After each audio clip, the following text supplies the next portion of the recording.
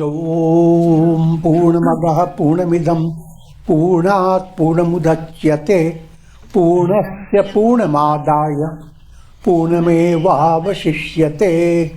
Om Shanti Shanti Shanti.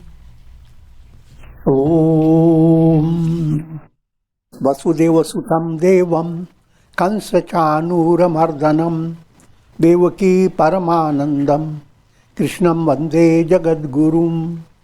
Om.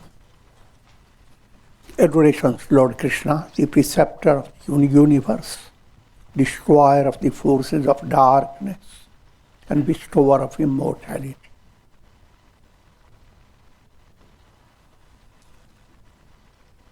Srimad Bhagavad Gita in chapter 9, Vidya Guhya Yoga, the yoga of royal knowledge and royal secret. And this is the 9th chapter, which we will continue from the very beginning. First, to understand the topic itself, royal term explains everything. Using the old example, if you follow the royal road, you can go through the road even tumbling down, but you will not lose your path.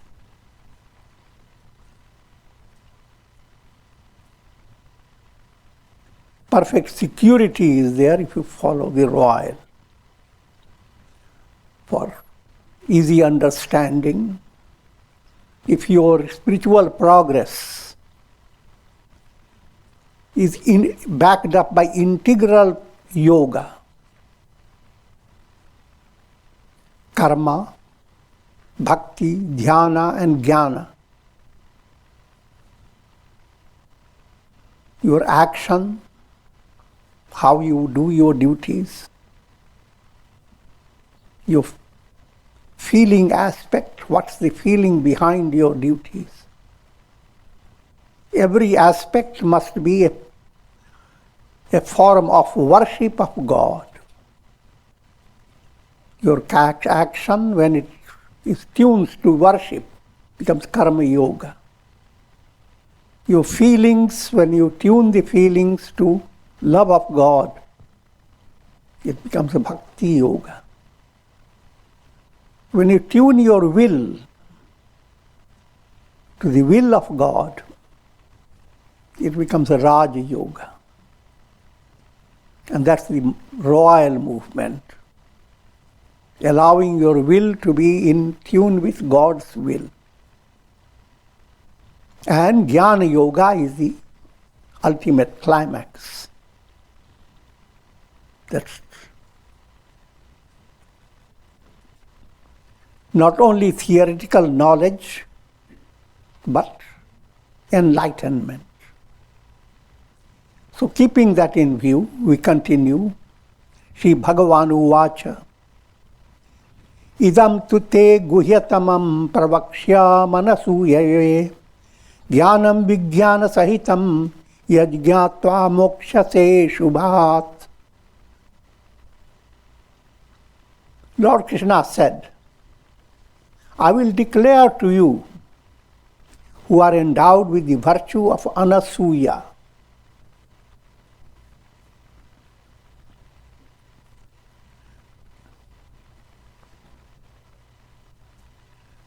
To be free of finding fault in others. That's called anasuya. The greatest secret of wisdom, indirect and direct, knowing which you will attain freedom from the evil of the world process. Many points are there, because all these verses of the Gita are very succinct. Lord Krishna has highlighted the term anasuya. And in order to understand it in proper context, I'm directing your attention to Ashta Atma Guna. There are 8 qualities that are instinct or natural to every soul. If you allow those qualities to develop, you are called Shisht. If those qualities are restricted, opposed, it becomes Dusht. But try to understand now, though, what are those 8 qualities? Daya sarva bhuteshu, kindness, compassion towards all living beings.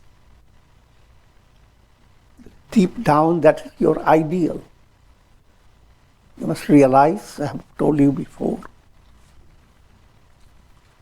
if you live your life in a profound way, then create a deal with your I. Yogi.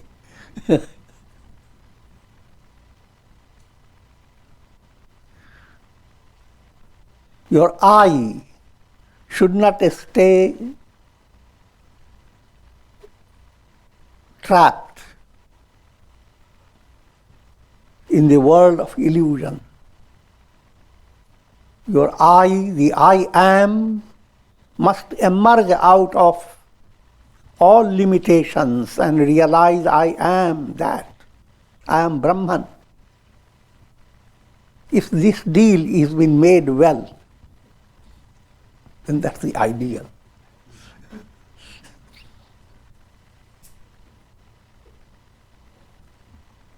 So the ideal point, to have daya sarva bhuteshu, a heart that does not hold any negative feeling towards anyone. Sarve bhavantu sukhina, may all be happy. Next quality, shantir. It's very close to the word kshama.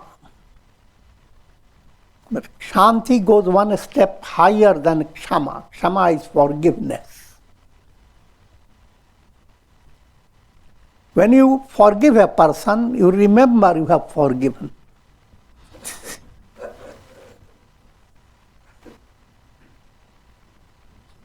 Shanti, you don't have any remembrance of it because you didn't do anything unique. It was natural for you. The divine qualities develop and your personality becomes more and more like childlike. So that type of forgiveness is called shanti. Next quality, anasuya. Asuya is finger pointing. Fortunately, people have only 5 fingers, rather 10 fingers. And we're always pointing finger.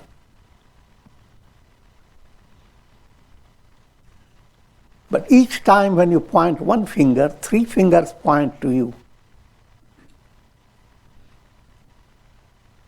Therefore, in mantra japa, you hold the mala in such a way that this finger that constantly directed towards others, that remains untouched, remains out of your mala japa. In other words, when you find one mistake,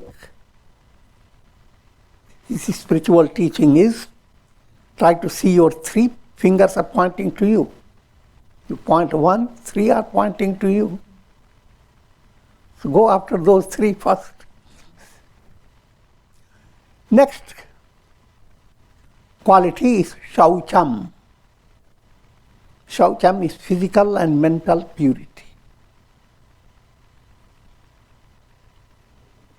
Next, anayaso, anayas, spontaneity.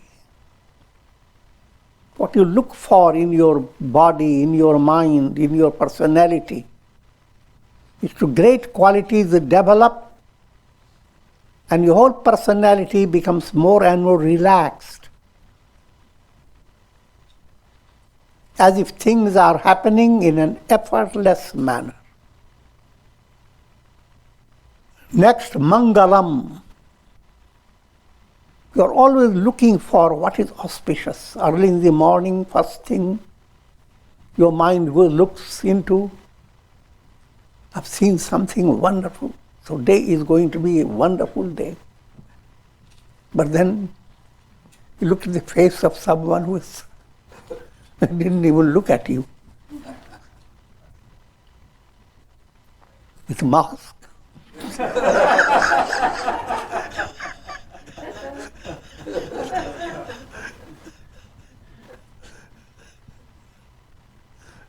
I would say it's going to be inauspicious. It didn't make the day. So this type of sense of looking for mangalam, auspiciousness. The word mangal, mind begins to melt. If you face your day in a profound way, things are joyous to your heart and your soul. Mind does not hold any stress, but the stress in your mind goes on dissolving. That's mangalam movement. Akarpanyam, absence of miserliness. Miserliness means you want to hold things. So much so that what you hold, you have to constantly be burdened by what you are holding.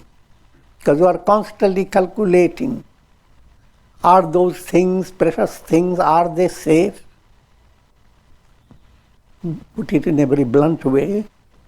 You have lots of wonderful, nutritious foods in your refrigerator. And each time you go to Google and find some more nutritious things and go on collecting them. And constantly watching over, nobody can take it away.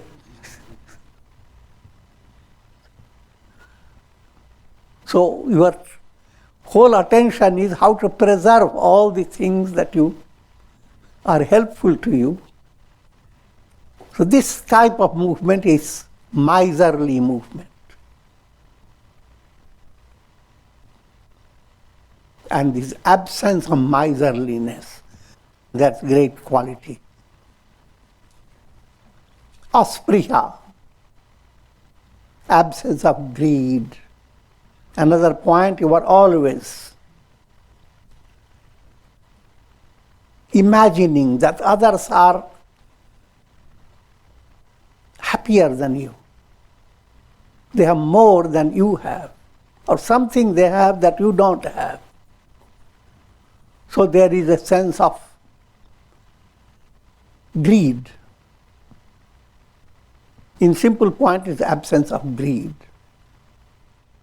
So when you are developing these qualities, daya, compassion, shantir, forgiveness, as I explained, anasuya, absence of fault finding, shaucham, purity of body and mind, anayas, being simple. So things that you do are effortless. And that's based on being healthy in a profound way. You do many things when you are healthy and full of vitality, and hardly you know that you are exerting yourself. So that type of quality has to develop in your personality in a profound way. But when you develop your sadhana with constant sense of stress in your mind, mala, how many malas? Have I did them all? Did I did the japa in a wrong way? Was the mala all exact 108? Do pranayam. Now, am I maintaining the ratio?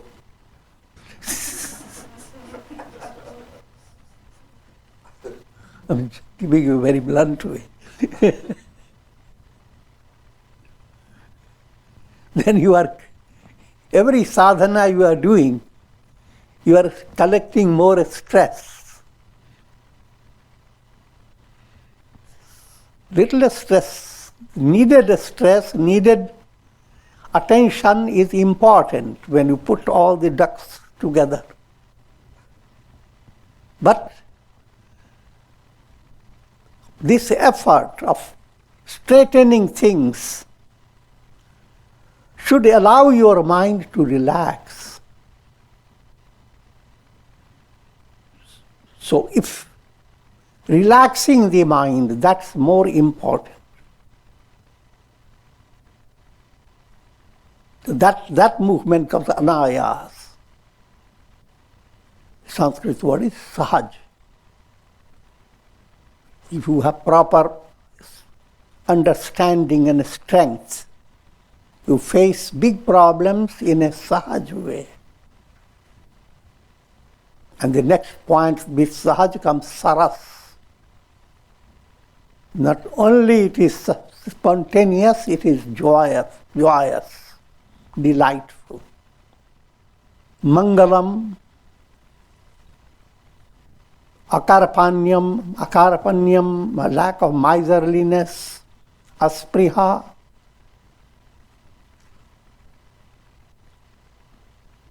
absence of greed. These are 8 virtues. And if you are developing them, these are innate quality of your soul. In other words, if you develop them, your soul begins to shine. If you are opposing these virtues and not developing them properly, then the movement becomes obstructive. So far I have explained the first point, Krishna using the term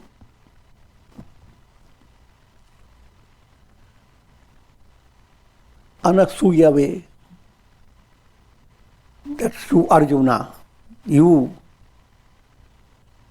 who are endowed with the virtue of anasuya. And what I am giving to you is the greatest secret of wisdom. Jnana Vigyan. Jnana, indirect knowledge. Vigyan, direct knowledge. What's the difference?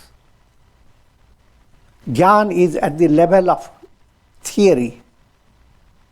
Vigyan is practice. Not practice, just practice. Practice leading to experience. And there is a saying, an ounce of practice is better than tons of theory. You can have a lot of theoretical knowledge. Even there, in gaining theoretical knowledge, there are 2 stages. You can continue to draw lots of information from so many scriptures But without the proper guidance, you have collected informations and data of great things, but they are only a burden to your head. Ravana did that with 10 heads. He is also considered very Vedic Pandit, expert in Vedas. Collected all that, but nothing in practice. So instead of having that type of intellectual knowledge, you have to have special type of knowledge under proper guidance. So that's the first stage, and always that stage is important. Even if you feel that you have become advanced, you need satsanga, swadhyaya, understanding scripture more and more. And that's called, all this is indirect, but it is different from the early stage of indirect, which is simply keeping you in a distracted state. But now comes another stage. All that you are now gaining and you understanding them, your intellect has grasped. But now how to put it in your experience. And that is the result of your sustained practice of sadhana day by day.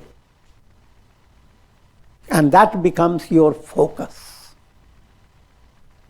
So in brief, you are being enriched by indirect and direct knowledge. And when direct knowledge becomes perfect, it is called aparokshanubhuti. Parokshanubhuti is indirect knowledge, I am Brahman.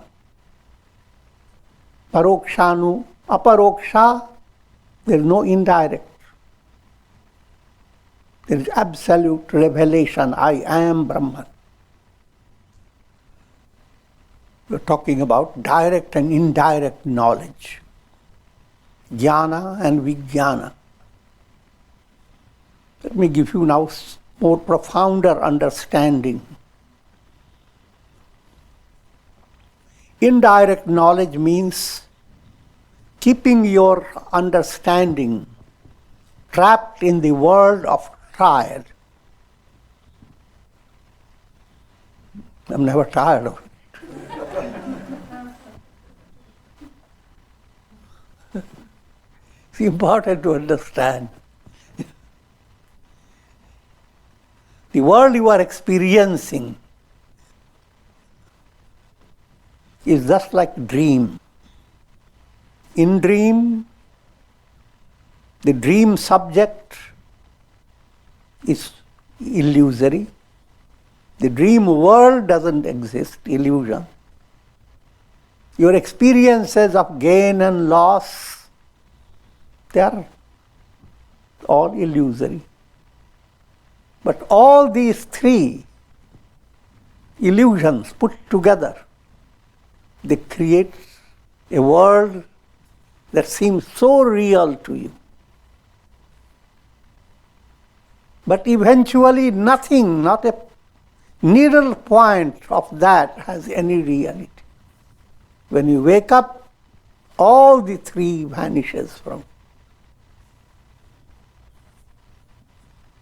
All the three remains real in your daily life. When you go to sleep, all the three in deep sleep vanish from you.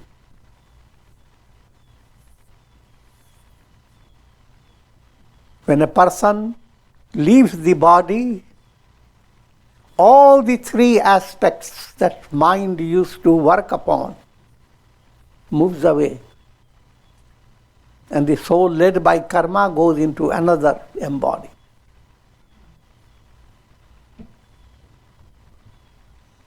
So, that type of vision that keeps you bonded with these three illusions that called externalized vision, bahiranga vision, bahirmukhi vision. Antarmukhi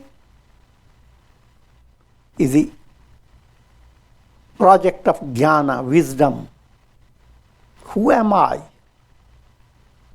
Put it in a very simple way. All that you see in a cinema show, projections-based story. And that's Vahirmukhi.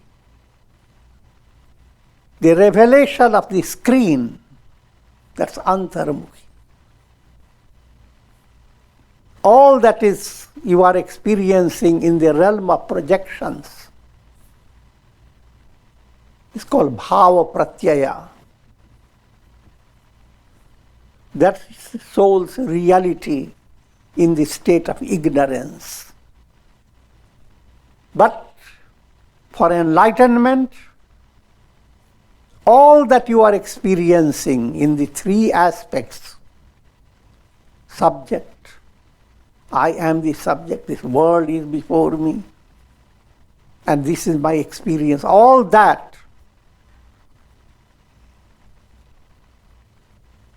are based upon thought waves of your mind. And mind is creating projections on the screen of consciousness. The revelation that consciousness alone is real and completely moving away from the show. Even while the show is there, it's just amusement, a leela. You are not trapped by it. Even though you live your life in a world of all details, all practical reality, but deep in your heart level, you enjoy that type of detachment that you experience when you are in deep sleep. Not in one step, but progressively that type of detachment develops in your personality. Next verse. Raja Vidya Raja Guhyam Pavitra Mihadamidam Uttamam Pratyakshaavagamam Dharmyam Susukam Kartum Abhyayam. This knowledge is the king of all knowledge, the royal secret, the best of all purifiers, fit to be realized directly, of the highest dharma, very easy of attainment. Very profound statement. Now follow each point. Firstly, it says, is Raja Vidya. Raj implies it is the highest knowledge. Another term is Paravidya. All knowledge in the world is called apara, lower type of knowledge. All academic knowledge, all knowledge. Knowledge that simply allows you to improve your karmas and thereby put yourself in different states of prosperity, success, victory. But no matter how victorious you become in this world, how successful, it all moves away. You have many examples of that.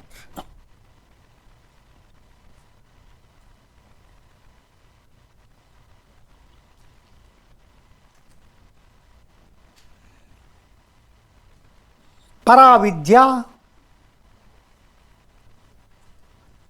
is that knowledge which allows you to realize I am Brahman. For very simple understanding, first stage, You are like reflected sun in a jar of water. Based on your reflected sun status, whatever you know is apara vidya, lower knowledge. But the knowledge that allows the reflected sun to move away from all limitations with the great joy, I am the sun. That's called paravidya.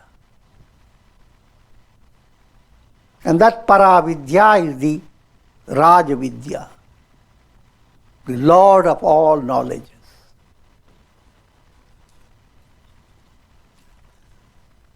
And therefore, it is Rajaguhyam. It's a royal secret. Why it is a secret? Put it more in from practical point of view. Apara vidya, lower knowledge, is easy to cultivate. You don't need to sharpen your intellect. For apara vidya, your intellect has to be specially sharpened. By sharpening, the term I'm using allegorically. When intellect becomes free of impurities, numerous impurities go on reducing the sharp edge of your intellect that cuts down illusions. Sharpening of the intellect means developing vivek, that discriminative knowledge. First to understand that you are totally different from not self. There is a difference between self and not self. Body, pranas, senses, mind, intellect, ego, unconscious, all these come in the category of not self, naughty self.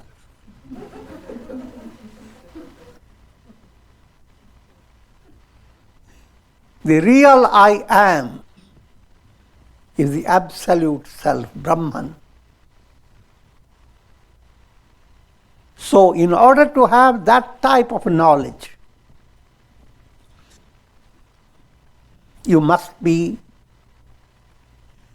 guided by a guru, sadguru. And I'm not going into the role of guru and all that at this time. So therefore it's called Rajaguhyam, is a royal secret. Unless the guru guides you, takes a flashlight in your heart, cave of your heart, and you go through integral yoga sadhana. By doing so, you attain this profound knowledge. I am that. Therefore, it's a royal secret. Next term, pavitram. No matter how many negative karmas you might have done, all that moves away. Therefore, you have the role of Valmiki, sage Valmiki. Always, all the story about him is allegorical. The story that he emerged out of an ant hill, or call any other hill.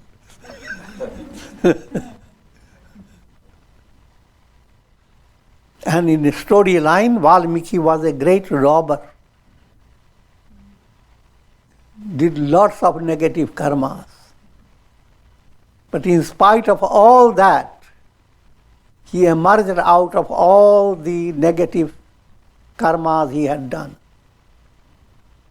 So it is pavitram, no matter whatever may be in your mind, about your negative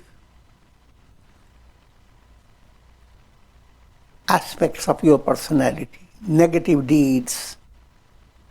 Because human mind always carries things that have been done unwittingly by your personality in the past. And there is a regret. Why did I do? But then there are other types of people, they are so dull-witted that they interpret the scriptures, never think of the past, just go for the future. I'm joking now. So coming back to the point, no matter what you might have been, whatever karmas might have faced, you might have gone through, you are intrinsically, absolutely pure. So as you begin to move towards a revelation of Aham Brahmasmi, you go through 7 steps. And I'm not going into that direction.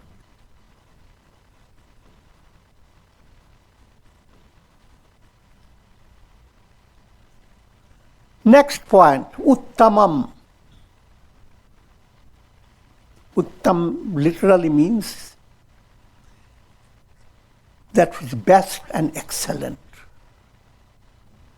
We speak of mand, dull, madhyam, moderate, uttam, the best.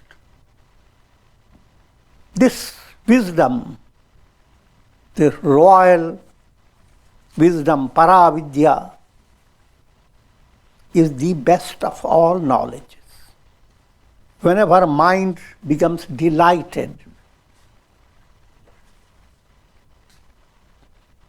led by some good karma, led by your inner purity, uttam term becomes available for your mind to describe that experience. And next point, pratyakshavagamanam. It is fit to be realized directly. Intuitional revelation. There are 3 illusions in human experience. They are called Bhranti. Ishtatva Bhranti, Samichinatva Bhranti, Satyatva Bhranti. Ishtatva, the illusion that this is what I want. You have dreams for your tomorrow. I do my sadhana and my dreams will be fulfilled. But the dreams that you have today, 1 month later, if you are doing sadhana, the dream will change for the better. So, what is desirable to you, must realize, goes through transformations. So ishtatva is not something that you really catch hold of. This is what I want. It remains a bhranti. You think this is what I want. I want self-realization. Nothing else.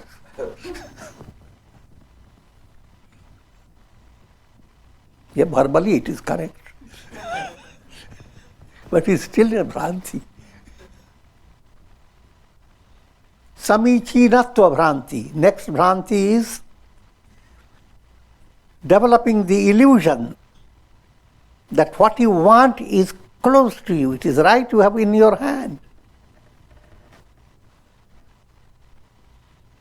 But you must realize neither your hand is close to you, nor what is in your hand. You don't need to explain further. Your whole body is just an instrument. your whole nervous system. And all your experience, the world you are experiencing, vast world, carrying the load of tremendous history, all on the basis of little brain, in a very brittle circumstances. And that's a unique quality of God's Leela. Just like your iPads do amazing things. Your personality, your brain is your mystic iPad. And mind, chitta-based energy operates through your mind, through your iPad. That's bad. In brief, the idea that you have gotten something close to you, whether physically, emotionally, or intellectually, the idea that you have gotten it, that idea is defective, it's an illusion. Next Bhranti, Satyatva Bhranti. Things are real if I can catch them, feel them, touch them. If they are not real. You can't touch something, it's not real. But that's a Bhranti. Illusion. When you become free of these three Bhrantis, Ishtatva, Samichinatva, Satyatva, there is a revelation of Aham Brahma. Simple way to understand the difference between experience, consciousness trapped in the experience of, in a cinema show, in experiencing the drama. The drama experience is veiling the screen, which is the reality. All that you are experiencing, led by your mind, by your ego, by your senses, all that is a part of drama show, backed up by chitta vrittis, thought waves. But all these thought waves become so real, why? Consciousness behind it, pure consciousness, which is like the screen. Easy to understand, projections have no reality. The screen is real. And this movement, susukham. Susukham means similar to saras.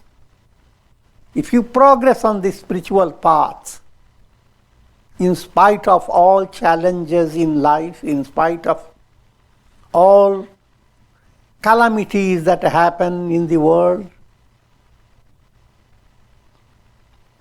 you will find progressive delight, a source of boundless delight awaits. The delight cannot be explained easily, allegorically, as if a whole ocean of bliss is waiting for you. Lightning flashes of divine temptations for you to dive into the bliss. But it's a progressive movement, susukham.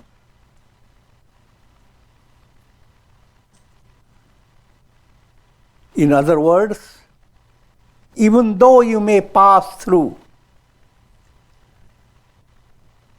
difficult situations in life, yet deep in your heart, you will not view any situation that you have battled against as nonsense, as something that shouldn't have come.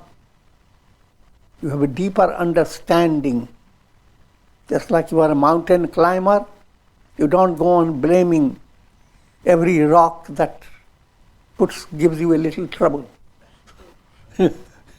Your eyes are for facing bigger rocks, going higher and higher. So that type of subtle inner sweetness begins to grow more and more. And with this I have to conclude now.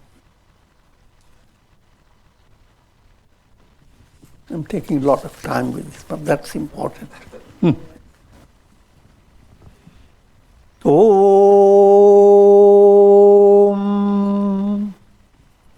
Om.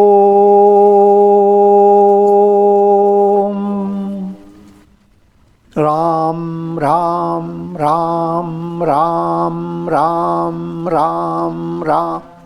Om Namah Shivaya. Om Namah Shivaya. Om Namah Shivaya. Om Shri Krishnaya Namah. Om Shri Krishnaya Namah. Om.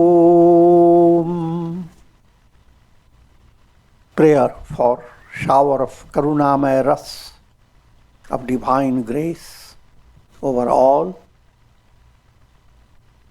and for the blessings of Shakti, Bhakti and Mukti have developed strength of faith.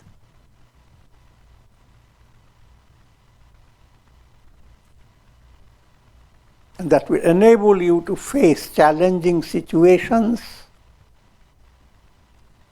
with increasing devotion to God. Devotion is the most sweetening mantra-charged nectarine drops.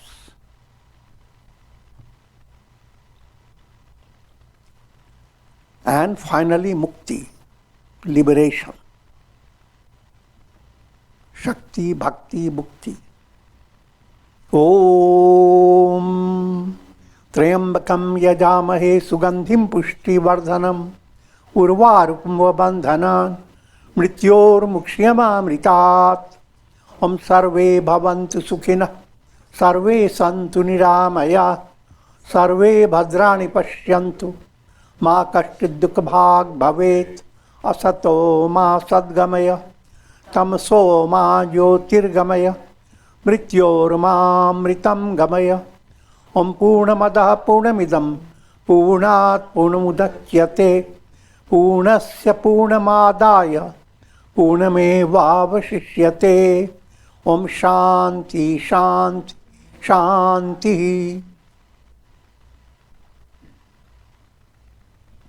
Hari Om Tat.